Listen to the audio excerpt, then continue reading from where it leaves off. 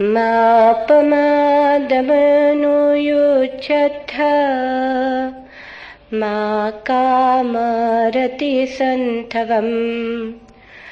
अपमत्तो हि जायन्तो पप्पोति विपुलं सुखम् पमादम् अपमादेन यदा नुदति पण्डितो पच्छापासादमारुह्य अशोको शोकिनीं पजम् पप्पतट्ठो बभुमट्ठे धीरो बालेऽवेक्षति अपमत्तोपमत्तेषु सुत्तेषु बहुजागरो अबलसंवसिद्धस्सो हित्वा याति सुमेधसो अपमादरतो भिक्खु पमादे भयदस्सिवा सज्जो जनं मणुं थुलं दहम् अग्गीव गच्छति अपमादरतो भिक्खु पमादे भयदस्सिवा अभ्भोपरिहाणाय निप्पाणस्य सेव संतिके।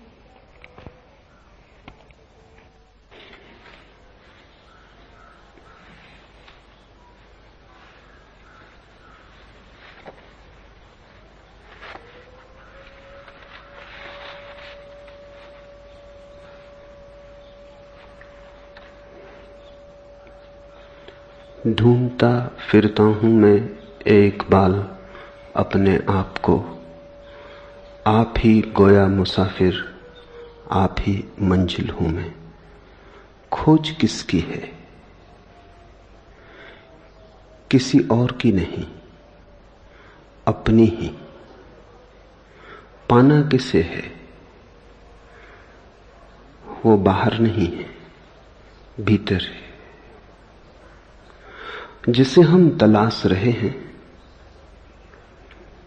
वो हमारा स्वभाव है। इसलिए यात्रा पद यात्रा नहीं है, यात्रा आत्म यात्रा है। यात्रा किसी और तक पहुंचने की नहीं है, यात्रा अपने तक ही पहुंचने की है। जो मिला ही हुआ है उसके प्रति जागना है। संपदा खोजनी नहीं है, सिर्फ आंख खोलनी है। ढूंढता फिरता हूं एक बाल अपने आप को, आप ही गोया मुसाफिर, आप ही मंजिल हूं मैं। यात्री भी तुम ही हो, यात्रा भी तुम ही हो, यात्रा का लक्ष्य और गंतव्य भी तुम ही हो। इसलिए बिना कहीं जाए भी पहुंचना हो सकता है। जहां बैठे हो वहीं बैठे बैठे भी पहुंचना हो सकता है। जरा भी बिना हिले डुले भी पहुंचना हो सकता है। और जो बाहर खोजने गए वो भटक गए। यात्रा पहले कदम से ही गलत हो गई। जिन्होंने सोचा बाहर है, पहले से ही चूक गए। कहीं जाना नहीं, अपने पास आना है। कहीं खोजना नहीं, अपने भीतर जागना है। और जिसे ये बात समझ में आ गई वो तथाकथित धर्म के जाल से मुक्त हो जाता है। और ध्यान रखना, अधर्म से मुक्त होना कठिन नहीं, धर्म से मुक्त होना कठिन है। अधर्म तो अंधेरा जैसा है, दिया जलते ही अपने आप नष्ट हो जाता है। लेकिन तथाकथित धर्म राह पर पड़ी पत्थर की चट्टानों जैसा है, सिर्फ दिए के जलने से ही दूर नहीं हो जाता। और तथाकथित धर्म का बड़ा गहरा जाल प्रत्येक व्यक्ति के पास है। तुम्हें ऐसा व्यक्ति खोजना मुश्किल होगा जो न हिंदू है, न मुसलमान है, न ईसाई है, न जैन है, न बौद्ध है, न सिख है। कोई न कोई जाल पास है। खालिस आदमी खोजना मुश्किल है, और खालिस आदमी ही स्वयं तक आ सकता है। जिसे तुमने धर्म समझा है वो तुम्हारे बाजार का ही हिस्सा है, और जिसे तुमने मंदिर समझा है वो परमात्मा के नाम की दुकान है। कुछ दिन पहले मैं एक कहानी पढ़ता था। एक गांव में एक महाकंजूस था, यहूदी या कहें मारवाड़ी।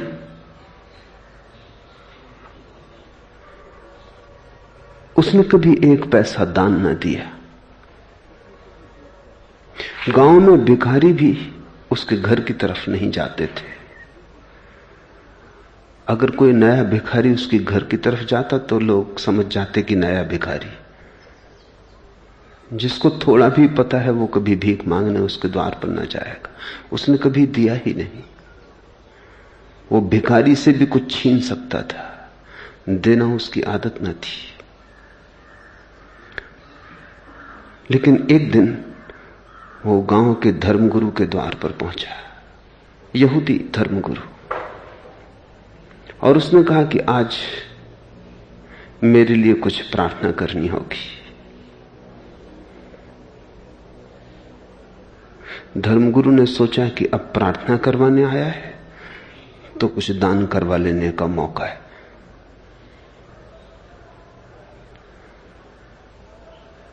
लेकिन यहूदी कंजूस भी सोच विचार के ही आया था। पूछा धर्मगुरु ने क्या प्रार्थना करनी है।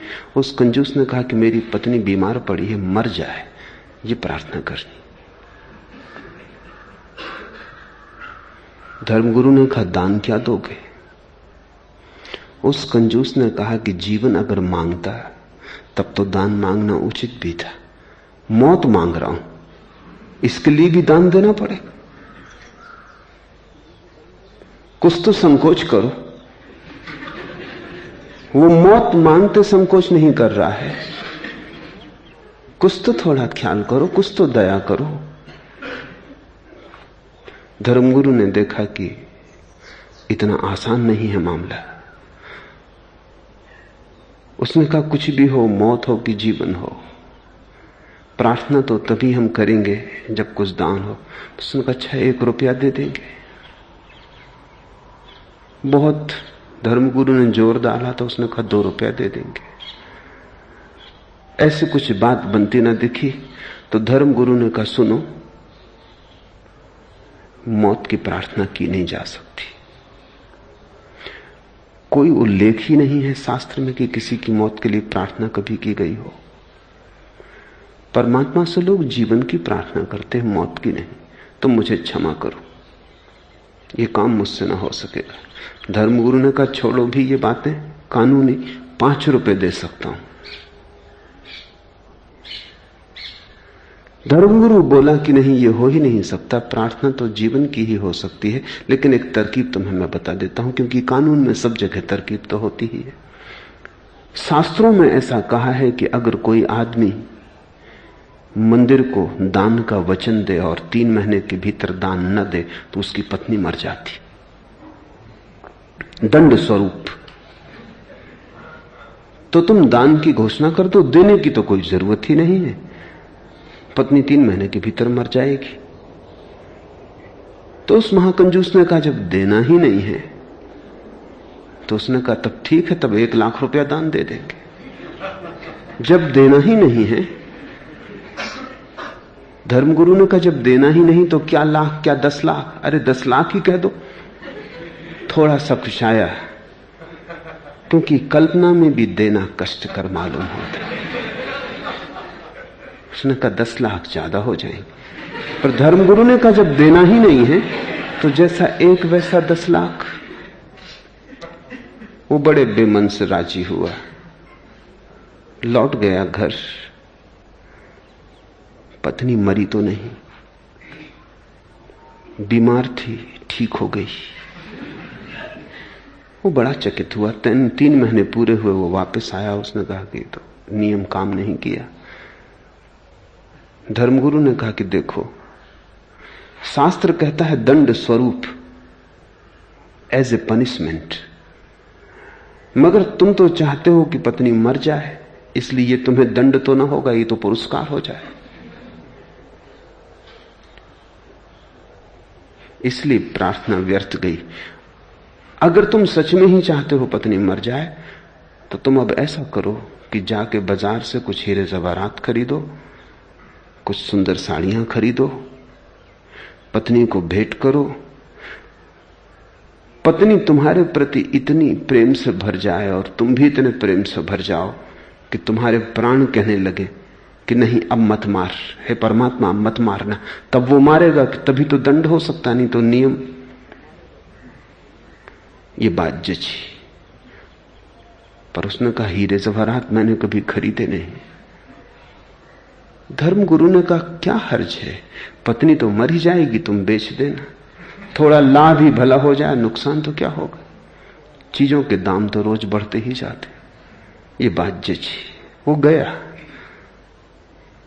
उसने हीरे जवाहरात खरीदे, साड़ियां खरीदी बहुमूल्य, कभी खरीद के घर लाया न था। पत्नी तो हैरान हो गई कि इसमें ऐसा रूपांतरण हुआ। निश्चित ही धर्मगुरु की कृपा से हुआ होगा, मंदिर गया इसीलिए हुआ होगा। उसने भी पहली दफा उसे प्रेम से देखा और पत्नी उसे इतना प्रेम करने लगी कि उस कंजूस को भी पहली दफा एहसास हुआ कि पत्नी तो बड़ी अनूठी है, मैं नाहक ही इसके मरने की प्रार्थना करता था। तो वो डरा। अब उसके मन में यह होने लगा कि कहीं मर ना जाए। और 3 महीने करीब होने के पास आ रहे थे और पत्नी बीमार पड़ गई, तो घबराया हुआ पहुंचा धर्मगुरु के पास। उसने कहा ये तो मुसीबत हो गई, नियम काम करता मालूम पड़ रहा है, पत्नी बीमार पड़ गई, अब कैसे बचाएं उसे। धर्मगुरु ने कहा कि वो जो 10 लाख दान दिया था वो दान दे दो, अब तो बचने का और कोई उपाय नहीं।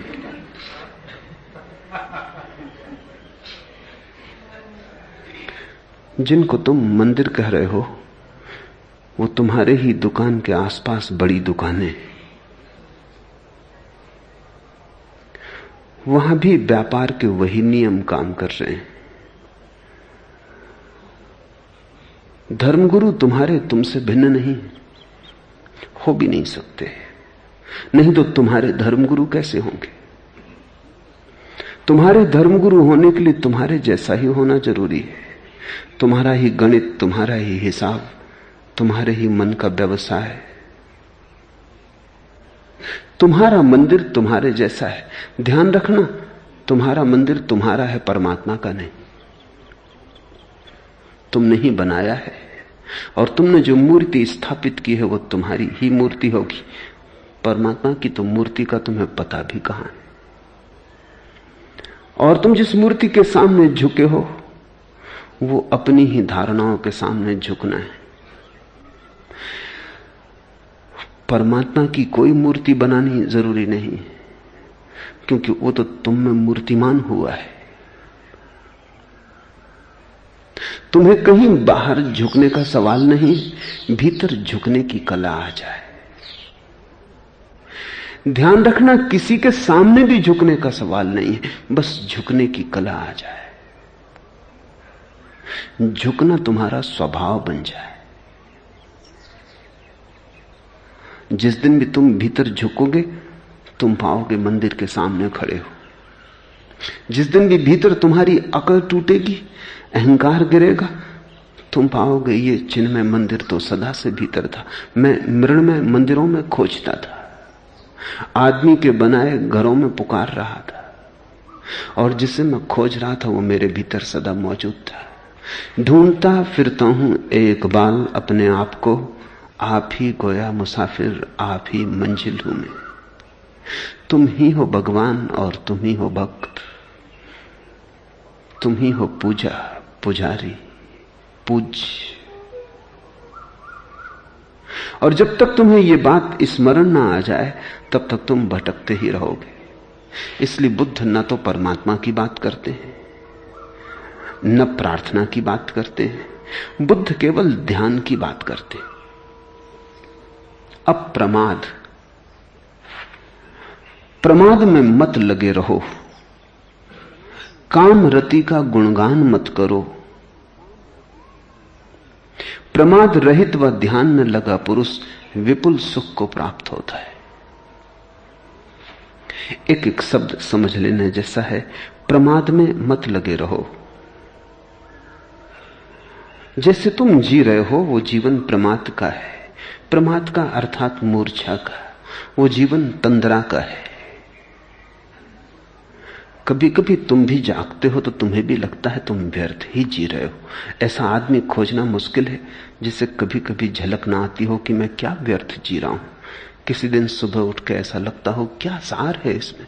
रोज उठता हूं, रोज जागता हूं, दौड़ता हूं, बाजार है, दौड़ धूप है, आपाधापी है, कमाना है, सांझ फिर सो जाना है, फिर सुबह उठाना।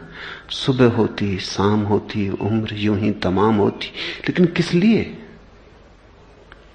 क्या प्रयोजन है इस सब का? एक दिन ऐसे ही दौड़ते दौड़ते राह में गिर जाऊंगा, धूल धूल से मिल जाएगी। क्या परिणाम होगा इस सब यात्रा का? और तुम कोई पहले नहीं हो। तुम जिस धूल पर चल रहे हो वो न मालूम कितने लोगों को अपने में समा चुकी। तुम जिसे रास्ता कहते हो वहां कितने लोगों का मरघट नहीं बन गया है। थोड़े गौर से अपनी चारों तरफ देखो तो दिखाई पड़ेगा आग बुझी हुई इधर, टूटी हुई तनाव उधर। क्या खबर इस मुकाम से गुजरे हैं कितने कारवां। जरा गौर से देखो अपने चारों तरफ। आग बुझी हुई इधर, टूटी हुई तनाव उधर। कितने खंडहर पड़े। कहीं आग बुझी पड़ी है जैसे किसी ने कभी जल्दी थोड़ी ही समय पहले रोटी बनाई हो। चीजें टूटी फूटी पड़ी हैं। कोई गुजरा है। क्या खबर इस मुकाम से गुजरे हैं कितने कारवां। कितने लोग, कितने यात्री इस मुकाम से गुजर चुके और खो गए। उनका कोई चिन्ह भी खोजे नहीं मिलता। ऐसे ही तुम भी खो जाओगे। ये बोध सभी को कभी ना कभी पकड़ लेता है, लेकिन तुम इसे झुठला देते हो। तुम अपने को संभाल लेते हो। तुम्हारा संभालने का मतलब क्या है? तुम अपने को संभलने नहीं देते। जब कभी संभलने का क्षण आता है तुम फिर अपने पुराने ढांचे में लग जाते हो। दौड़ के दुकान पे पहुंच जाते हो, या रेडियो खोल लेते हो, या अखबार पढ़ने लगते हो, या किसी से बातचीत करने में लग जाते हो। घबराहट होती है कि ये क्षण खतरनाक हो सकते हैं, क्योंकि इन्हीं क्षणों में वैराग्य जन्मता है, इन्हीं क्षणों में सन्यास का जन्म होता है। तुम यहां वहां उलझा लेते हो ताकि ये खतरनाक बातें तुम्हें दिखाई ना पड़े। तुम किसी झूठ में तल्लीन हो जाते हो। सत्य अगर जगाने को तुम्हारे पास भी आता है तो तुम करवट ले लेते हो, फिर नई नींद में खो जाते हो। ऐसा आदमी तो खोजना ही मुश्किल है जिसको कभी ना कभी ये दिखाई ना पड़ता हो कि ये सब व्यर्थ है जो मैं कर रहा हूं। लेकिन फिर भी आदमी वही किए चला जाता है जो व्यर्थ दिखाई पड़ता है। प्रकाश के किन्हीं क्षणों में, ज्योतिर्मय चैतन्य की किसी अवस्था में जब सब व्यर्थ दिखाई पड़ता है, तब फिर तुम कैसे अंधेरे में उतर आते हो बार बार। इसे बुद्ध प्रमाद कहते। प्रमाद का अर्थ है जानते हो, फिर भी जो जानते हो उसके विपरीत जीते हो। जानते हो आग में हाथ डालने से हाथ जलेगा, फिर डालते हो। पुराने घाव भी नहीं मिट पाते हो, फिर हाथ डाल देते हो। निश्चित ही तुम होश में नहीं हो सकते, बेहोश हो, कोई बड़ी गहरी तंद्रा में जी रहे हो। प्रमाद में मत लगे रहो। ये जो कभी कभी प्रकाश के क्षण तुम्हारे जीवन में आते हैं, इनको सहारा दो, सहयोग दो। इनको घना करो, इनको पुकारो, इनकी प्रार्थना करो, इनका स्वागत करो, इनको संभालो अपने भीतर, इनको संजो, क्योंकि इनसे बड़ी कोई संपदा नहीं। और अगर तुम इनके साथ सहयोग करो, स्वागत करो, इन्हें स्वीकार करो, अंगीकार करो, तो ये क्षण बढ़ते जाएंगे। इन क्षणों के बढ़ते जाने का नाम ही ध्यान है। ध्यान का अर्थ है जागा हुआ चित्त,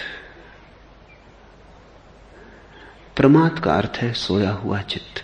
इसलिए बुद्ध और महावीर ध्यान के लिए अप्रमाद शब्द का प्रयोग करते हैं। प्रमाद में मत लगे रहो, काफी लगे रहे हो, और तुम हजार बहाने खोज लेते हो लगे रहने के। तुम कहते हो अभी बच्चे बड़े हो रहे, तुम कहते हो अभी तो महत्वाकांक्षा के दिन है, थोड़ा और कमा लूं। तुम कहते हो अभी तो जवान हूं, ये धर्म और वैराग्य ये तो बुढ़ापे की बात है। एक युवक को मैंने सन्यास दिया, उसका बूढ़ा बाप आ गया। बूढ़े बाप की उम्र होगी कोई 70-75। उसने कहा आप भी क्या अन्याय कर रहे, जवान आदमी को सन्यास देते। शास्त्रों में तो कहा है कि सन्यास तो अंत में लेने की बात है। मैंने कहा छोड़ो, तुम्हारे लड़के का सन्यास वापस ले लेंगे, तुम सन्यास लेने को तैयार हो? तुम तो 75 वर्ष के हुए, कब आखिर आएगा? वो आदमी मुस्कुराने लगा। उसने कहा आपकी बात ठीक है, लेकिन अभी बहुत दूसरे काम भी हैं, अभी दूसरी उलझने भी हैं। तो मैंने कहा कि इस लड़के का मैं सन्यास वापस ले सकता हूं अगर तुम सन्यास लेने को तैयार हो। तुमने ही कहा, मगर वो आदमी सिर्फ तर्क दे रहा था लड़के को सन्यास से बचाने को, खुद सन्यास लेने के लिए वो तर्क काम का नहीं था। लोग जवान रहते हैं तब कहते हैं अभी तो जवान है, और जब बूढ़े हो जाते हैं तब वो कहते हैं अब तो बूढ़े हो गए। जब कश्ती साबितो सालिम थी, साहिल की तमन्ना किसको थी? अब ऐसी शिकस्ता कश्ती पर साहिल की तमन्ना कौन करे? जब नाव जवान थी, जब कश्ती साबितो सालिम थी, साहिल की तमन्ना किसको थी? तब कौन फिक्र करता था किनारे की, कौन आकांक्षा करता था किनारे की? तब तो तूफानों से जूझ लेने का मन था। जब कश्ती साबितो सालिम थी, साहिल की तमन्ना किसको थी? अब ऐसी शिकस्ता कश्ती पर अब बुढ़ापा आ गया, अब नाव जरा जीर्ण हो गई। अब ऐसी शिकस्ता कश्ती पर साहिल की तमन्ना कौन करे? प्रमाद से भरा चित्त अपने सोने के लिए उपाय ही खोजता रहता है। जवान हो तब कहता है अभी जवान है, बूढ़ा हो जाए तो कहता अब बूढ़े हो गए, अब क्या कर सकेंगे। बच्चे बच्चे हैं, कैसे संन्यास्त हो जाएं। जवान जवान हैं, अभी तो जिनकी बहुत शेष है। बूढ़े बूढ़े हो गए, अब तो कुछ शेष ही ना रहा। तुम प्रमाद के लिए तर्क खोजते हो। प्रमाद को जो तर्क सहारा देता है उसी को शास्त्रों ने कुतर्क कहा है। प्रमाद से जो जगाता है उसी तर्क को शास्त्रों ने सुतर्क कहा है। जो तर्क तुम्हें नींद में डुबाए रखता है वो आत्मघाती है, वो जहर है। उसमें दबे दबे तुम मर जाओगे। उसमें बहुत मर चुके हैं। तर्क का उपयोग अपने को जगाने के लिए करना। जैसे जैसे तुम जागने के लिए थोड़ा रास्ता बनाओगे, तुम पाओगे जागृति के और क्षण आने लगे। तुम जितना जितना जागृति के लिए उत्सुक होने लगोगे, प्रतीक्षा करने लगोगे, उतने ज्यादा क्षण आने लगेंगे। जिसे तुम चाहते हो वो आ ही जाता है। बुद्ध का एक बहुत अनूठा वचन है कि आकांक्षा सोच विचार के करना, क्योंकि आकांक्षाएं पूरी हो जाती। जिसे तुम चाहते हो वो आ ही जाता है, देर अबेर। आकांक्षा सोच समझ के करना। अगर धन मांगा, धन आ जाएगा, एक दिन आ ही जाएगा। अगर पद मांगा, पद आ जाएगा, एक दिन आ ही जाएगा। क्योंकि आदमी जो चाहता है धीरे धीरे उस तरफ खिंचता चला जाता है। जिसकी आकांक्षा होती है उसका प्रयास भी होने लगता है, जिसका प्रयास होता है उसकी प्राप्ति भी होने लगती है। सोच के मांगना, क्योंकि जो मांगा है वो मिल जाता है। विचार के मांगना, नहीं तो पछताओगे, नहीं तो रोओगे। क्योंकि इतने दिन मांगने में गए, इतने दिन जो मांगा उसको इकट्ठा करने में गए, अब वो मिल गया और कुछ भी नहीं मिला, कुछ और मांग लिया होता। प्रमाद में मत लगे रहो।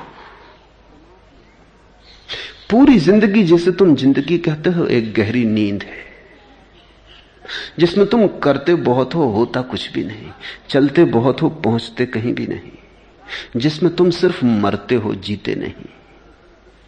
कामरति का मत गुणगान करो, मत गुणगान करो वासना का।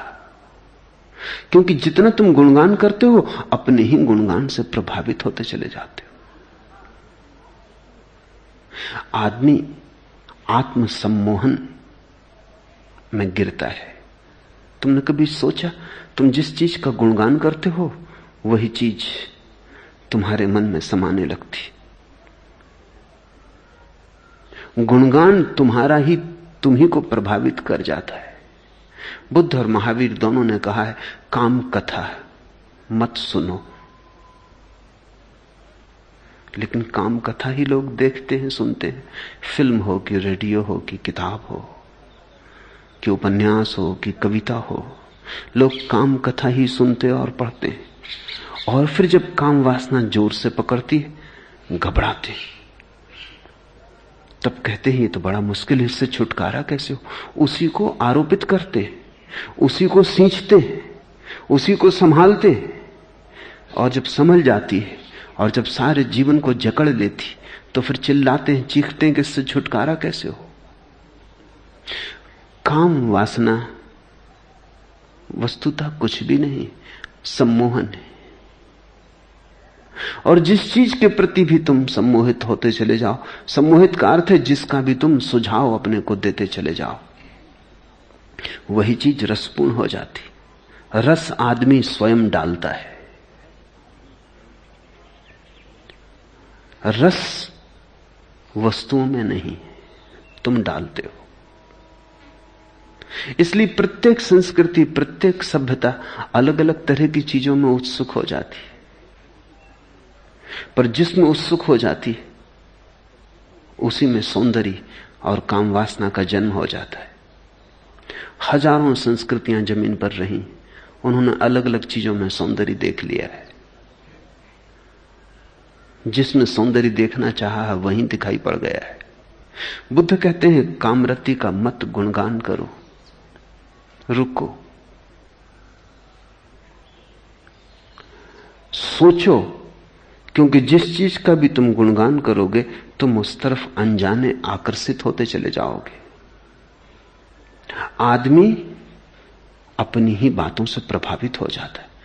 तुमने कभी देखा, रास्ते में अंधेरे में किसी गले कूचे से गुजरते हो, अकेले हो, डरते हो, गीत गुनगुनाने लगते हो या सीटी बजाने लगते हो। क्या फायदा सीटी बजाने से? तुम्हारी सीटी है कोई, इससे कुछ सार तो ना हो जाएगा।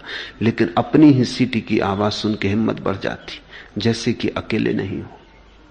गाना गुनगुनाने लगते हो, अपने ही गाने की गर्मी शरीर में आ जाती, लगता है जैसे अकेले नहीं हो। तुमने अपने जीवन को अपने ही सुझावों से भर लिया है। तुम उन्हीं में गिरे हो, उन्हीं में दबे हो। तुम्हारा सुझाव ही तुम्हारा संसार है। तुम्हारा आत्मसम्मोहन, ऑटो हिप्नोसिस ही तुम्हारा संसार है। और जब बुद्ध या शंकर कहते हैं संसार माया है, तो तुम ये मत समझना कि इन वृक्षों चांतारों के संबंध में कह रहे हैं। वो उस संसार के संबंध में कह रहे हैं जो तुमने अपने चारों तरफ खड़ा कर लिया है, जिसको तुमने ही अपने सपनों में रंग लिया है, जिसके रंग तुम्हारे मन के दिए हुए हैं। ये संसार तो बड़ा सत्य है, लेकिन इस संसार का तो तुम्हें पता ही नहीं है। तुम्हें तो वही दिखाई पड़ता है जो तुम देखना चाहते हो। तुम्हें तो वही दिखाई पड़ता है जिसकी तुम कामना करते हो। पूरी मनुष्य जाति कामरति के गुणगान में पागल हुई जा रही। तुम्हारे कवि 100 में से 99% काम वासना का गुणगान करते। तुम्हारे उपन्यासकार काम वासना के शास्त्र लिखते। तुम्हारे फिल्म निर्माता काम वासना की फिल्में बनाते। हर चीज काम वासना के आसपास घूम रही। अगर कार भी बेचनी हो तो एक नग्न स्त्री को या सुंदर स्त्री को उसके पास खड़ा करना पड़ता। कार नहीं बिकती, सुंदर स्त्री बिकती। कुछ भी बेचना हो, दंत मंजन बेचना हो कि टूथपेस्ट बेचना हो, तो एक स्त्री के हंसते हुए दांत दिखाई पड़ने चाहिए। वो दांत बिकते। कुछ भी, छोटी सी चीज से लेकर बड़ी चीज तक, सारे बाजार में काम वासना बिकती। और फिर तुम राम को पाना चाहते हो, मुश्किल में पड़ जाते हो, अपना ही दलदल खड़ा कर लेते हो, उसमें खुद ही उलझ गए हो। बुद्ध कहते हैं कामरति का मत गुणगान करो, क्योंकि वो गुणगान तुम्हें सुलाएगा, वो लौरी बन जाएगा और तुम प्रमाद में डूब जाओगे। अगर गुणगान ही करना है तो निर्वाण का करो, मोक्ष की चर्चा करो। अगर गुणगान ही करना है तो सत्य का करो, सपनों का नहीं। लेकिन सत्य को सुनने को कौन आता है? सत्य का गुणगान सुनने की किसको इच्छा है? सत्य की बात ही सुन के कड़वी लगती, क्योंकि सत्य तुम्हारे सपनों को तोड़ता है। सत्य दुश्मन जैसा मालूम पड़ता है। इसलिए तो बुद्धों को हम पत्थर मारते हैं, जीसस को सूली पे लटका देते हैं, सुकरात को जहर पिला देते हैं। हम बर्दाश्त नहीं करते इन लोगों को। ये खतरनाक है। हम मजे से सो रहे हैं और गहरी नींद ले रहे हैं और बड़े मधुर सपनों में डूबे, और ये नासमझ आके जगाने लगते कि जागो, सुबह हो गई। जैसे सर्दी की रात, अगर तुमने किसी को कहा है सुबह उठा देना, हालांकि तुमने ही कहा है, लेकिन सुबह जब वो तुम्हें उठाता है तो मन में नाराजगी आती कि ये दुष्ट आ गया, कहा तुम्ही ने था। तो जब साधारण सर्दी की रात में सुबह उठने में ऐसी कठिनाई हो जाती, लोग अलार्म घड़ी को उठा के पटक देते। अलार्म घड़ी का क्या कसूर है? तुम्ही ने भरा था अलार्म, तुम्ही ने बिस्तर के पास रखी थी। तो तुम सोचो, जब जन्मों जन्मों के जीवन की तंद्रा के बाद कोई बुद्ध पुरुष से तुम्हारा सौभाग्य से मिलना हो जाता, तो तुम्हें दुर्भाग्य ही मालूम पड़ता है कि ये कहां की मुसीबत हो गई। चुपचाप मजे से सपना लिए जा रहे थे, एक करवट और लेते, थोड़ा और सो लेते। ध्यान रखो, अगर तुम बुद्ध पुरुषों की वाणी भी सुनते रहो तो भी धीरे धीरे तुम पाओगे तुम्हारे आसपास जो झूठ का एक जाल था वो खिसकना शुरू हो गया। सत्य की एक किरण भी गहन से गहन अंधेरे को तोड़ने में समर्थ है। छोटी सी किरण, जन्मों का अंधेरा भी टूट जाता है। प्रमाद में मत लगे रहो, कामरति का मत गुणगान करो। प्रमाद रहित व ध्यान में लगा पुरुष विपुल सुख को प्राप्त होता है। एक ही सुख है और वो सुख है स्वयं में रमण। एक ही सुख है, वो सुख दूसरे में रमण का नहीं है। काम वासना का सार है दूसरे में सुख की आशा। ध्यान का सार है स्वयं में सुख की खोज।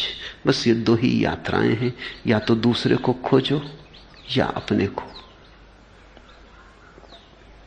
जिसने दूसरे को खोजा वो अपने को न खोज पाया, जिसने अपने को खोजा उसे दूसरे की खोज की जरूरत ही ना रही। जिसने अपने को पा लिया उसने सब पा लिया। एक सूफी फकीर हुआ बहाउद्दीन, उसकी बड़ी ख्याति थी। उसके शब्द बड़े गहरे थे, उसका व्यक्तित्व बड़ा अनूठा था। दूर दूर से लोग यात्रा करके उसके पास आते, लेकिन सभी ठीक कारणों से आते थे ऐसा नहीं, क्योंकि कारण तो तुम्हारे भीतर होता है। एक आदमी उसके पास इसलिए आ गया था और शिष्य हो गया था कि कैसे मैं भी इतना प्रभावशाली हो जाऊं जैसा बहाउद्दीन। बहाउद्दीन ने उसे देखते से कहा कि तुम गलत कारण से सही जगह आ गए हो। उस आदमी ने कहा क्या मतलब? बहाउद्दीन ने कहा कि तुम अपने को बदलने नहीं आए हो, अपने को सजाने आ गए हो, और तुम मेरे पास ध्यान करने नहीं आए हो। तुम्हारी उत्सुकता अभी भी पर में, तुम दूसरों को प्रभावित करना चाहते हो, और यही तो ध्यान के विरोध में। तुम सोच समझ के आओ। उस आदमी को बात तो सही लगी कि वो आया तो इसीलिए है कि दूसरे उससे कैसे प्रभावित हो, कैसे वो भी एक गुरु हो जाए। गुरु होने की आकांक्षा काम वासना है। बहाउद्दीन ने कहा क्योंकि उसकी नजर, तुम्हारी नजर इस पे है कि दूसरे मुझे कैसे माने, कैसे पूजे। ध्यानी इस बात की चिंता करता है कि कैसे मैं स्वयं हो जाऊं। कोई पूजेगा नहीं पूजेगा ये उसके विचार में भी नहीं आता। कोई पूजेगा या पत्थर मारेगा ये दूसरे समझे। ध्यानी अपने में डूबता है। उसको बात तो लगी, अब उसको बहाउद्दीन के सामने आना भी मुश्किल हो गया, तो वो छिप के आने लगा। ये देखने की जरूर कोई तरकीब होगी इस आदमी की जिसकी वजह से इतने लोग प्रभावित। एक दिन बहाउद्दीन ने अपने खीसे से एक हीरा निकाला और कहा कि ये हीरा ऐसा ही मूल्यवान है जैसा सत्य मूल्यवान होता है, और ये हीरा बड़ा चमत्कारी है। उस आदमी ने सोचा कि मिल गई बात, इसी हीरे की वजह से यह आदमी इतना प्रभावी है। रात छिप गया वो। जब सब सो गए वो अंदर गया, खीसे में बहाउद्दीन का हीरा निकाल के भाग खड़ा हुआ। लेकिन हीरा लेके उसने बड़ी कोशिश की, कोई प्रभावित ना हो, हाथ में रख के बैठा रहे, कोई पूजा ना करे। वो बड़ा परेशान हुआ कि मामला क्या है, हीरा तो वही है। ऐसे वर्ष बीत गए। एक दिन बहाउद्दीन उसके द्वार पर आया और उसने कहा कि अब बहुत हो गया। वो हीरा वापस लौटा।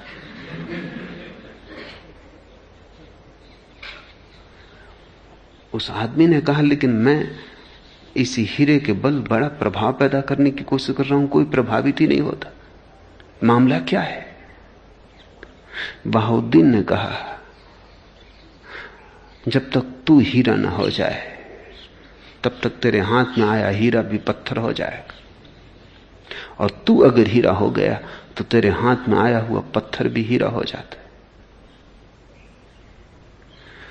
तू कब तक बाहर की चीजों में परेशान रहेगा? इस हीरे में कुछ भी नहीं रखा है, तू इसे वापस लौटा दे। उस दिन जानता था कि तू छिपा है, इसलिए हीरा निकाला था ताकि तुझसे छुटकारा हो। जब तू रात निकाल के ले गया जेब से तब भी मैं जागा था, क्योंकि योगी कहीं सोता है। इसलिए तो मुझे पता है कि हीरा कहां है, और तूने अब काफी दिन प्रयोग कर लिया, अब लौटा दे। और अब तो समझ, बाहर से नजर को भीतर हटा। हीरा मांगने नहीं आया हूं, तुझे बुलाने आया हूं कि अब तुझ में अकल आ जानी चाहिए। जीवन के दो ही ढंग हैं, या तो बाहर का हीरा या भीतर का हीरा। जीवन के दो ही मार्ग हैं, या तो तुम भिखारी की तरह खोजते रहो हाथ फैलाकर भिक्षा पात्र लिए, या तुम सम्राट हो जाओ, अपने भीतर झांको। प्रमाद में मत लगे रहो, कामरति का मत गुणगान करो। प्रमाद रहित व ध्यान में लगा पुरुष विपुल सुख को प्राप्त होता है। ये ध्यान की खोज क्या है? ध्यान की खोज उस मूल स्रोत की खोज है जो नितांत तुम्हारा स्वभाव है, जिसे तुमसे अलग नहीं किया जा सकता। मेरा हाथ तुम काट सकते हो, वो मेरा स्वभाव नहीं, क्योंकि बिना हाथ के भी मैं रहूंगा। मेरी आंख तुम फोड़ सकते हो, वो मेरा स्वभाव नहीं, क्योंकि बिना आंख के भी मैं रहूंगा।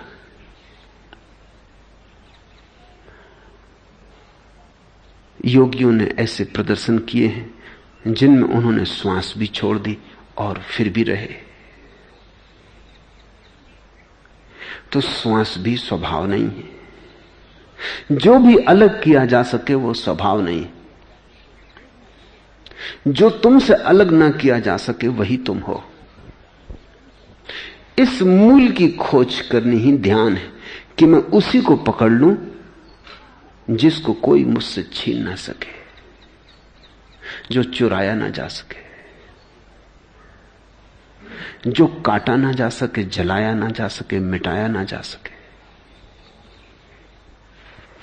मैं अकेला ही चला था जानिबे मंजिल, मगर लोग साथ आते गए और कारवां बनता गया। प्रत्येक व्यक्ति जब चला था तो अकेला ही चला था। प्रत्येक व्यक्ति जब चला था तो ऐसी ही क्षीण धारा थी जैसी गंगोत्री की, शुद्ध स्वभाव की। प्रत्येक व्यक्ति जब चला था तो सिर्फ ध्यान की तरह चला था। फिर लोग साथ आते गए और कारवां बनता गया। फिर इंद्रियां जुड़ी और शरीर जुड़ा और वासनाएं जुड़ी और काम जुड़ा और संसार जुड़ा। फिर से उसकी खोज कर लेनी है जो तुम चले थे, मूल जो तुम्हारा था। ज़ैन फकीर अपने शिष्यों को कहते हैं, अपने मूल चेहरे को खोजो, ओरिजिनल फेस। ज़ैन फकीर कहते हैं उस चेहरे को खोजो जो तुम्हारा था जब तुम्हारे मां बाप भी पैदा ना हुए थे। उस मौलिक को खोजो जो सदा सदा तुम्हारा था, कभी रास्ते पर नहीं मिला था।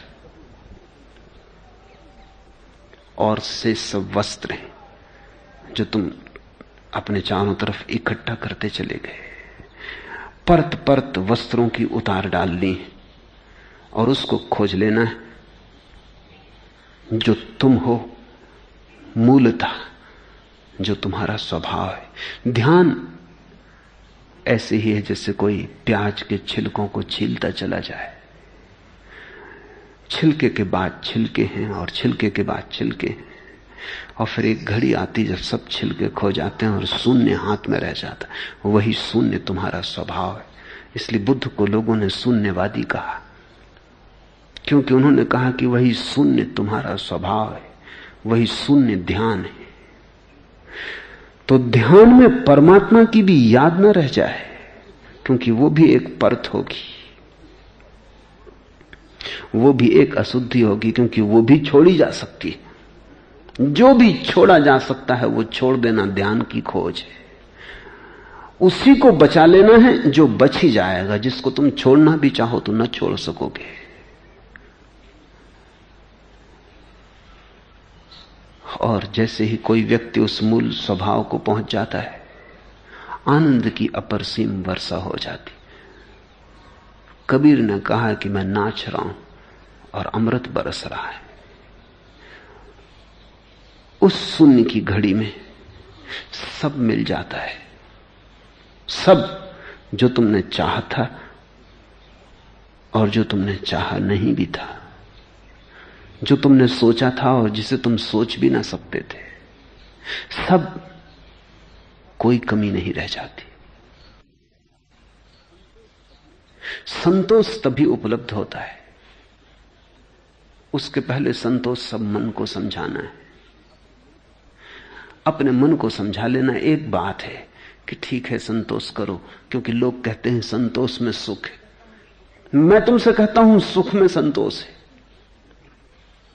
संतोष में क्या खाक सुख होगा, क्योंकि जो संतोष करके सोच रहा है सुख मिल जाए वो दुखी तो है ही। लोग कहते हैं कि हम तो अपनी गरीबी में ही संतोष कर रहे हैं, लेकिन गरीबी का पता है तो पीड़ा है। अमीर होने की दौड़ में उतरने का साहस भी नहीं तो संतोष कर लिया है।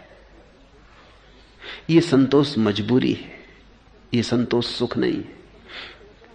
इस संतोष से इतना हो सकता है कि तुम्हें बहुत दुख ना मिले लेकिन सुख ना मिलेगा। यह संतोष तुम्हें यात्रा की तकलीफ से बचा देगा लेकिन मंजिल के आनंद को इससे तुम न पा सकोगे।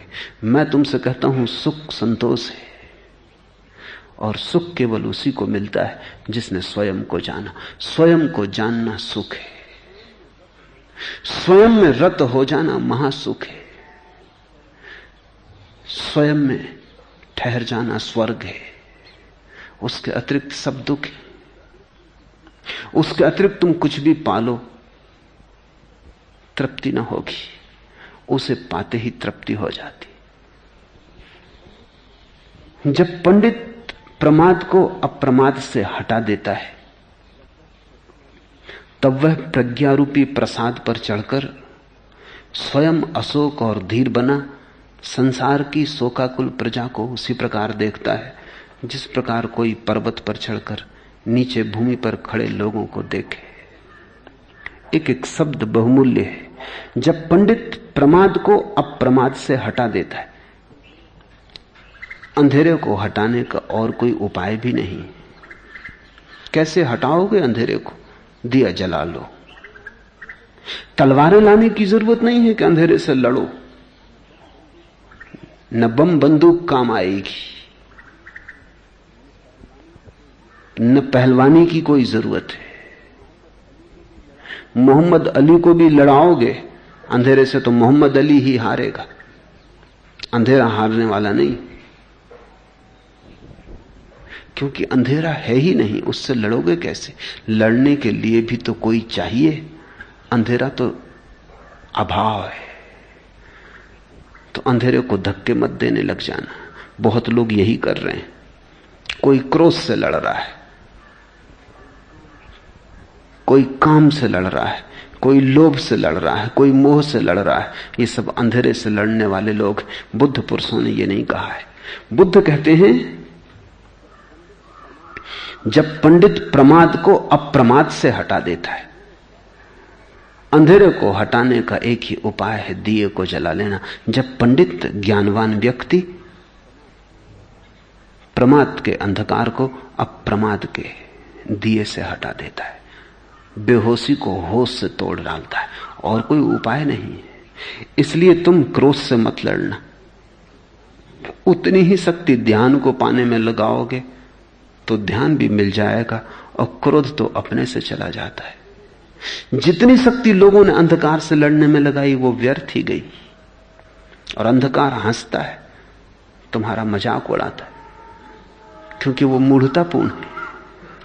कभी नकार से मत लड़ना, संसार से मत लड़ना, सत्य को पाने की चेष्टा करना। नींद से मत लड़ना, जागने की फिक्र करना। नींद तो अपने से चली जाती है। ख्याल रखना, जिससे हम लड़ते हैं वो है या नहीं। अगर है तो लड़ाई हो सकती है, अगर नहीं है तो कैसे लड़ाई होगी। और जो नहीं है वो शक्तिशाली मालूम होगा। अंधेरे से लड़ो, अंधेरा बड़ा शक्तिशाली मालूम होगा। कितने ही हाथ पैर चलाओ उस पर कोई असर नहीं होता, कितना ही उछलो कूदो तुम ही थक जाते हो, अंधेरा नहीं थकता। पोटली में बांधो, पोटली बाहर चली जाती, अंधेरा वहीं के वहीं रह जाता है। तो तुम्हें लगेगा, तर्क कहेगा अंधेरा बड़ा शक्तिशाली। अंधेरा शक्तिशाली नहीं, अंधेरा है ही नहीं, तुम्हारी भूल है। छोटे से दिए को जलाओ। अंधेरे से लड़ने में जितनी शक्ति लगती थी उसको रोशनी बनाने में लगाओ। इसलिए मैं कहता हूं संसार से मत लड़ो, सत्य को खोजो। गृहस्थी को छोड़ के मत भागो, सन्यास को जगाओ। विधायक की चिंता करो, नकार की चिंता मत करो। जब पंडित प्रमाद को अप्रमाद से हटा देता है, वही एकमात्र रास्ता है। इसलिए बुद्ध उसे पंडित कह रहे हैं। वही ज्ञानवान है जो दिए को जलाता है। जो अंधेरे से लड़ता है वो महामूढ़ है। तब वह प्रज्ञा रूपी प्रसाद पर चढ़कर, यह एक समझने की बात है, बौद्ध चिंतन, मनन और ध्यान की प्रक्रिया का एक गहनतम सूत्र है। बुद्ध कहते हैं पहले व्यक्ति को प्रमाद तोड़ना है, अंधेरा तोड़ना है। यह तोड़ना प्रकाश के लाने से होगा। तो प्रमाद मिटाना है, अप्रमाद जगाना है। लेकिन जब पहली दफे अप्रमाद आता है तो वो इतनी बड़ी घटना है, वो इतनी विराट घटना है कि व्यक्ति उसमें डूब जाता है। जब पहली दफा ध्यान घटता है तो ध्यान में ही व्यक्ति खो जाता है। जो यहां ध्यान कर रहे हैं उनको इसके अनुभव होते हैं। जब पहली दफा ध्यान घटता है तो लोग मेरे पास आके कहते हैं क्या हुआ, कुछ समझ में नहीं आता, विचार तो चले गए लेकिन अपना होश भी ना रहा। नींद थी कि ध्यान था, बीच में एक अंतराल आ गया, कुछ क्षणों के लिए कुछ भी ना रहा। तो हम सो गए थे, खो गए थे या जाग गए थे, कुछ पता नहीं चलता। कोई स्मृति भी नहीं बनती उस घड़ी की। इतनी बड़ी घटना है ध्यान कि स्मृति का यंत्र अवाक होकर ठहर जाता है, काम नहीं करता। बड़ी मीठी घटना है सूफी फकीर बायजीद के संबंध में। वो एक दिन बोल रहा था,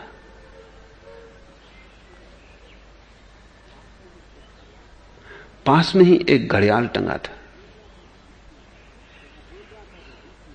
जब वो बोल रहा था तो बीच में ही घड़ियाल के घंटे बजने लगे। उसने कहा चुप।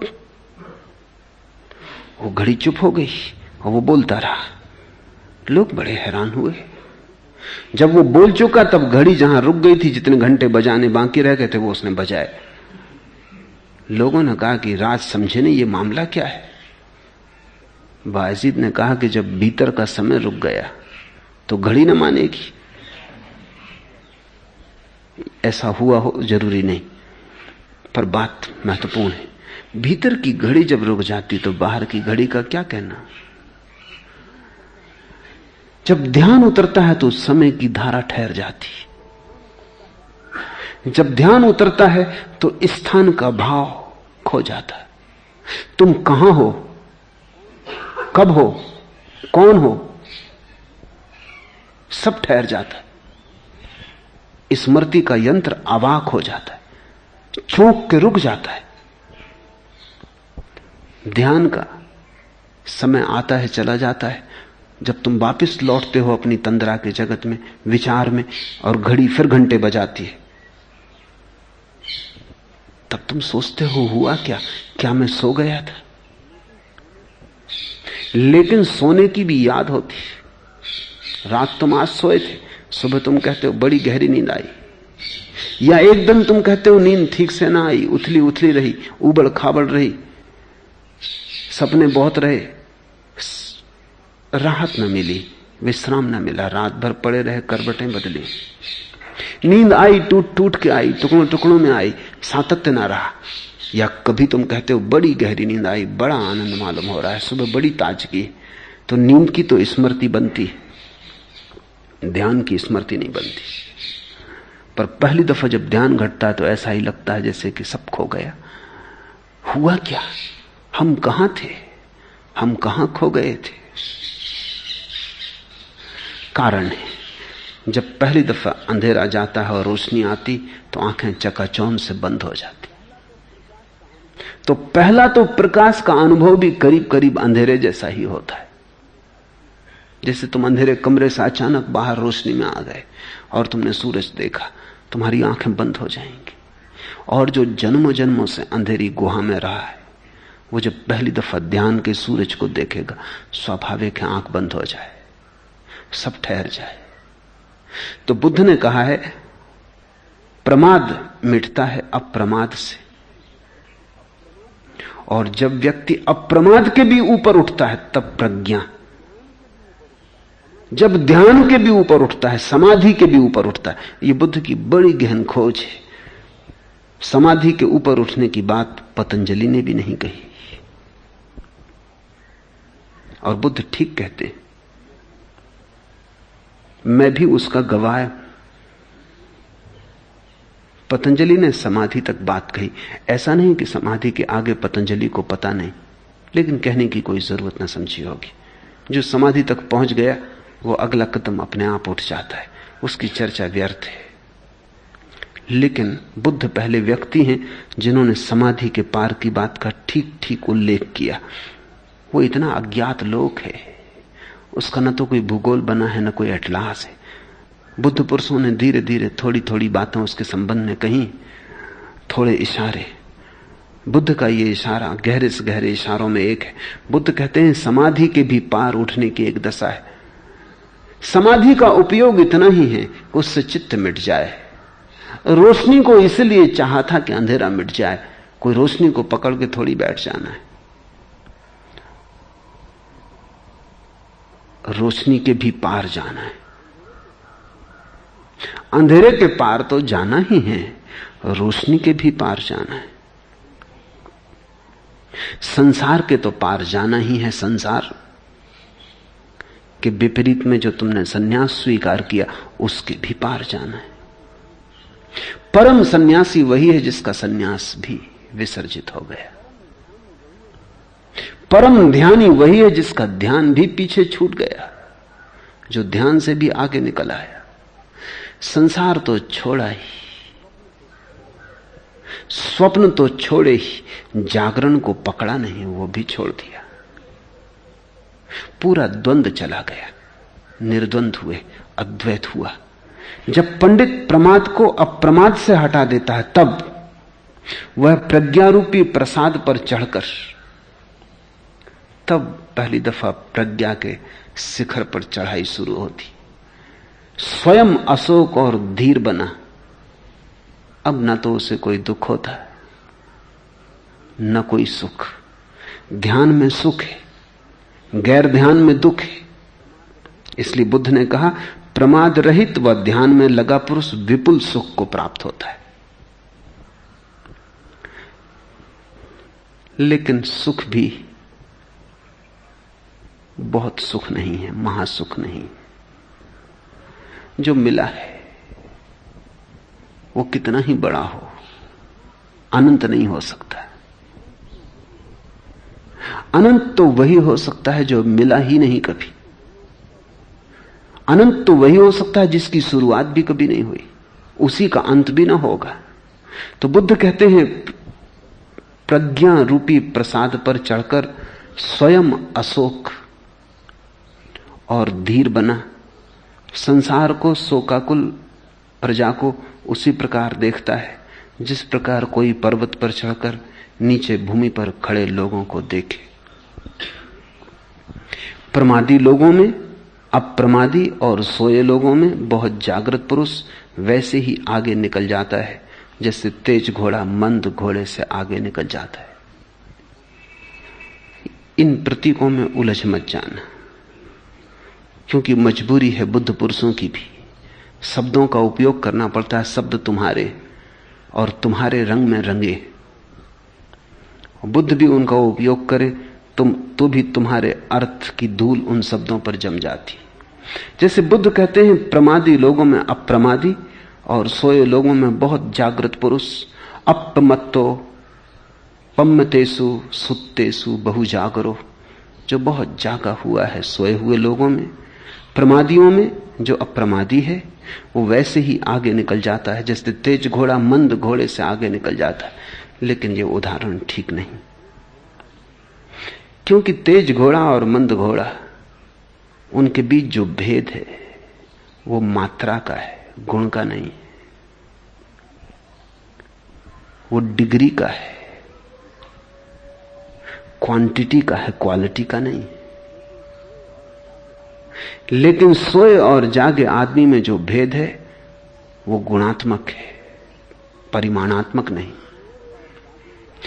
सोए और जागे हुए आदमी के में जो भेद है वो आगे और पीछे का नहीं है, ऊपर और नीचे का है। जागा हुआ आदमी तुमसे जरा आगे है ऐसा नहीं, तब तो तुम दोनों एक ही तल पर हो। कोई तुमसे 10 कदम आगे है, तुम 10 कदम पीछे हो, रास्ता वही है, भेद ज्यादा नहीं है। तुम थोड़ा तेज चलो, थोड़ा मंद घोड़ा भी दौड़ ले तो पहुंच जाए। भेद मात्रा का है, लेकिन जागे और सोए व्यक्ति में मात्रा का भेद नहीं, गुण का भेद है। वो दोनों अलग तल पर हैं। इसलिए बुद्ध का पहला प्रतीक ठीक है कि जैसे पहाड़ पर कोई खड़ा है और नीचे जनता मैदान में खड़ी, ऐसा भेद है, दो तलों का भेद है, एक अलग ही आयाम है। और निश्चित ही जो तुमसे ऊपर है वो तुमसे आगे तो होगा ही, लेकिन जो तुमसे आगे है वो जरूरी नहीं कि तुमसे ऊपर हो। इसे ऐसा समझो कि तुम थोड़ा जानते हो, कोई विद्वान तुमसे ज्यादा जानता, वो तुमसे आगे।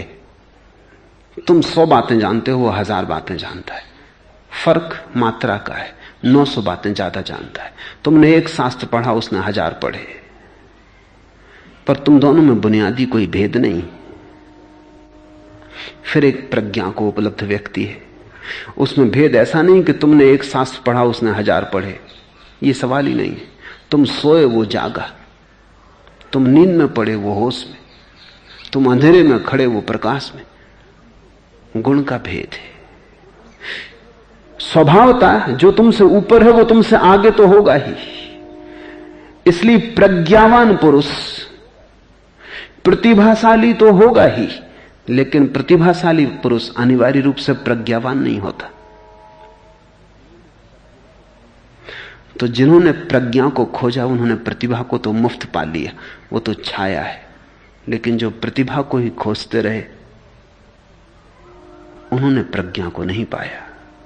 तो तुम्हारा प्रतिभाशाली से प्रतिभाशाली पुरुष भी कितना ही बड़ा वैज्ञानिक हो, नोबेल पुरस्कार का विजेता हो, उसमें और तुम में गुण का कोई फर्क नहीं होता। उसी रास्ते पर, उसी लकीर में तुम भी खड़े हो जहां वो खड़ा है। तुमसे आगे है, तेज घोड़ा हो सकता है, तुम मंद घोड़े हो, लेकिन दोनों घोड़े हो। बुद्ध की मजबूरी है, वो कहना ये चाहते हैं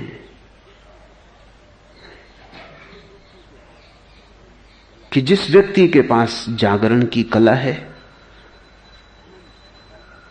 उसके पास अनंत समय उपलब्ध हो जाता है उसे। तुम्हारे पास हमेशा समय कम है, तुम हमेशा समय को रोते मालूम पड़ते हो। तुमसे अगर कहो प्रार्थना करो, ध्यान करो, तुम कहते हो समय कहां। मैं कल 2 पंक्तियां पढ़ रहा था। वो कौन है जिन्हें तौबा की मिल गई फुर्सत, हमें गुनाह भी करने को जिंदगी कम है। वो कौन है जिनको प्रायश्चित करने का भी समय मिल गया, हमको तो पाप करने के लिए भी जिंदगी कम मालूम पड़ रही। प्रायश्चित। वो कौन है जिन्हें तौबा की मिल गई फुर्सत, हमें गुनाह भी करने को जिंदगी कम है। इतने धीमे तुम चल रहे हो, चलना कहना ठीक नहीं, तुम घसीट रहे हो, इसलिए तुम्हें जिंदगी कम है। जो होश से चलता है उसे जिंदगी अनंत है। ये बड़े आश्चर्य की बात है कि समय उतना ही कम मालूम पड़ेगा तुम्हें जितने तुम सोए हुए हो। जितने तुम जागे हुए हो उतना ही समय अनंत हो जाता है। जागे हुए व्यक्ति को एक एक क्षण अनंतता हो जाता है, क्योंकि जागे हुए व्यक्ति को समय का विस्तार ही नहीं दिखाई पड़ता, गहराई भी दिखाई पड़ती। तुम ऐसे हो जैसे सागर के किनारे खड़े हो और सागर की सतह भर तुम्हें दिखाई पड़ती। जागा हुआ आदमी ऐसा है जिससे सागर में डुबकी ली, उसे सतह तो दिखाई पड़ती है, सागर की गहराई भी दिखाई पड़ती। अगर एक क्षण से तुम दूसरे क्षण पे गए, दूसरे से तीसरे क्षण पे गए, आ से बापर, बा से सापर, तो तुम्हें अनंतता का कभी पता ही ना चलेगा। अगर तुम प्रत्येक क्षण की गहराई में गए तो वो गहराई अथाह है, तब तुम्हें अनंतता का पता चलेगा। और जब एक एक क्षण अनंत हो जाए तो सब क्षण मिलके कितनी अनंतताएं ना हो जाएंगी। इसलिए महावीर ने एक शब्द प्रयोग किया है जो कभी किसी ने प्रयोग नहीं किया, वो है अनंत अनंत, इन्फिनिट इन्फिनिटीज। वेद और उपनिषद एक ही अनंत की बात करते, वो कहते हैं परमात्मा अनंत है। महावीर कहते हैं मोक्ष अनंतानंत है, क्योंकि प्रत्येक चीज दो दिशाओं में अनंत है, फैलाव में और गहराई में। और इसलिए अंतिम हिसाब में अनंत गुणित अनंत बड़ा विस्तार है। लेकिन होश जितना बढ़ता जाए उतना ही विस्तार बढ़ता चला जाता है। प्रमादी लोगों में, अप्रमादी और सोए लोगों में बहुत जागृत पुरुष वैसे ही आगे निकल जाता है जैसे तेज घोड़ा मंद घोड़े से आगे निकल जाता है। जो भिक्षु अप्रमाद में रत है अथवा प्रमाद में भय देखता है, वह आग की भांति छोटे मोटे बंधनों को जलाते हुए बढ़ता है। बंधन छोड़ने थोड़ी, इसे थोड़ा समझो, थोड़ा नहीं इसे बहुत समझो। बंधन छोड़ने थोड़ी,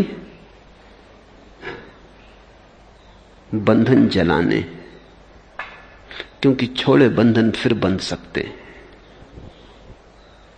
बंधन जला के राख कर देने। और मजा यह है कि जो छोड़ता है वो कभी नहीं छोड़ पाता है,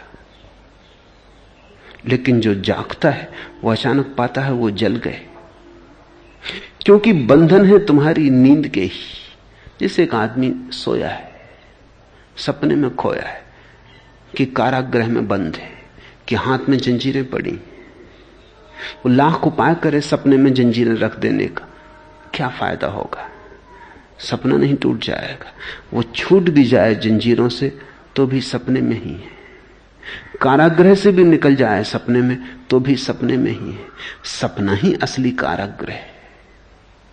लेकिन जाग जाए तो फिर हंसने लगे, क्योंकि न कोई बंधन है, जल गए, बचे ही नहीं, राख भी ना बची, ऐसे जले कि पीछे कोई निशान भी नहीं छूट गया है। बंधन बेहोशी के, होश है मुक्ति। तो बुद्ध कह रहे हैं जो भिक्षु अप्रमाद में रत है, जो धीरे धीरे जागने में लीन रहने लगा है, जो धीरे धीरे जागने में डूबने लगा, जो जागने में रस लेने लगा है, वो आग की भांति है। वो छोटे मोटे बंधनों को जलाते हुए बढ़ता है, छोड़ता नहीं। छोड़ने की क्या जरूरत है? जहां भी उसकी होश भरी आंख पड़ती है वहीं बंधन जल जाते। जहां भी उसकी एकाग्र दृष्टि पड़ जाती है वहीं बंधन गिर जाते। जहां भी वो होश से देखता है वहीं संसार राख हो जाता है। हिमालय में बसे लोगों में एक कहावत है कि अगर कभी किसी का विवाह हो रहा हो तो सन्यासी को निमंत्रित मत करना, या अगर कभी कोई किसान खेत में बीज बोता हो तो सन्यासी को आसपास देख ले कि कोई सन्यासी आसपास तो नहीं। कहावत बड़ी महत्वपूर्ण है। उसका मतलब केवल इतना ही है कि तुम बंधन बना रहे हो और जागृत पुरुष वहां मौजूद हो, कहीं जला ना दे। विवाह को हम कहते हैं बंधन। एक संसार बसाया जा रहा है, बैंड बाजे बज रहे हैं, शहनाई बज रही है, एक सपने का जाल बुना जा रहा है। दो व्यक्ति संसार में उतरने को जा रहे हैं, बड़े सपने लिए। सन्यासी को वहां मत बुलाना। कहावत ठीक कहती, क्योंकि जागा हुआ आदमी अपने साथ चारों तरफ जागरण की खबर लेके चलता है। जागा हुआ आदमी जहां उसकी नजर पड़ जाए वहां बंधन गिर जाते। तो कहीं ऐसा ना हो कि ये बेचारे अभी बंधन में बंध ही रहे और कोई सन्यासी की नजर पड़ जाए। ये बात बड़ी मीठी है, ये बात बड़ी मूल्यवान है।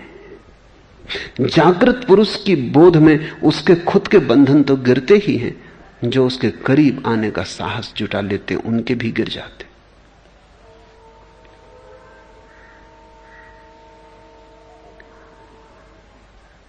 सूफी फकीर हुआ हफीज, महाकवि भी हुआ। उसने गीत लिखा। गीत ऐसा लगता है अपनी प्रेयसी के लिए लिखा है। गीत में उसने कहा कि तेरी दाढ़ी पर जो तिल का निशान है, उसके लिए मन होता है बुखारा दे दूं कि समरकंद। समरकंद और बुखारा का मालिक उस समय था तैमूर लंग। वो बहुत नाराज हो गया जब उसके कान में गीत पड़ा कि ये कौन है, मालिक मैं हूं, ये देने वाला कौन। उसने हफीज को पकड़वा बुलाया। उसने कहा कि हद हो गई। पहली तो बात ये कि किसी स्त्री के दाढ़ी पर तिल है, ये इस योग्य नहीं कि तुम बुखारा और समरकंद दे दो। फिर दूसरी बात यह कि पहले यह भी तो पक्का कर लो कि बुखारा समरकंद तुम्हारे बाप के हैं जो तुम दे रहे हो। ये मेरे हैं, मैं भी जिंदा हूं, तुमने मुझसे पूछे बिना ये कविता कैसे लिखी। हफीज हंसने लगा इस मूढ़ता पर। उसने कहा सुनो, पहले तो जिसके तिल की बात है बुखारा समरकंद उसी के, तुम नाहक बीच में उपद्रव कर रहे हो। तुम आज हो कल न रहोगे। जिसके तिल की बात है बुखारा समरकंद उसी के। वो तो परमात्मा की बात कर रहा है। सूफी फकीर परमात्मा को प्रेयसी के रूप में बात करते हैं।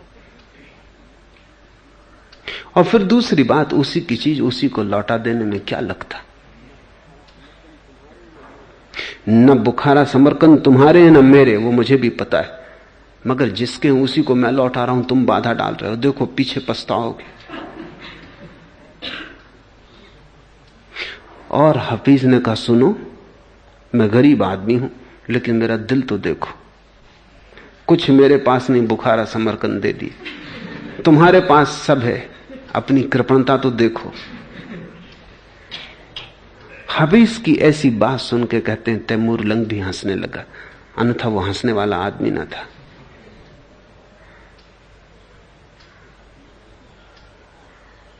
जो अपना नहीं है उसको अपना मान लेने में बंधन है,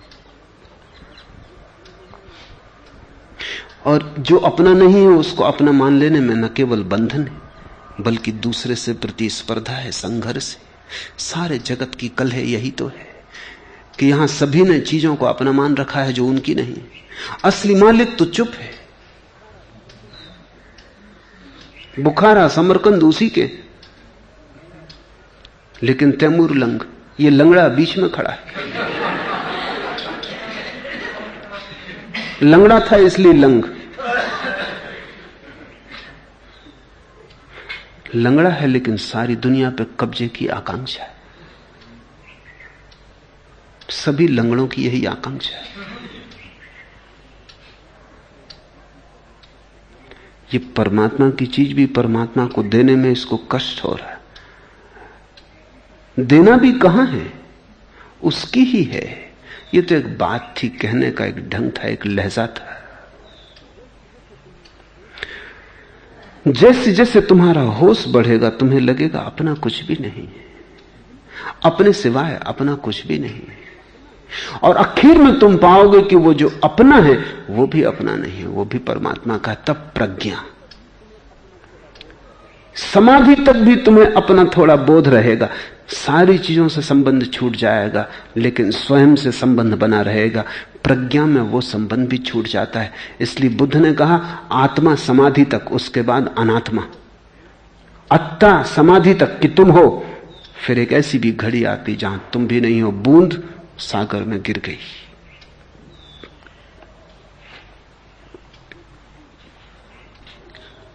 जो भिक्षु अप्रमाद में रत है वो आग की भांति छोटे मोटे बंधनों को जलाता हुआ बढ़ता है।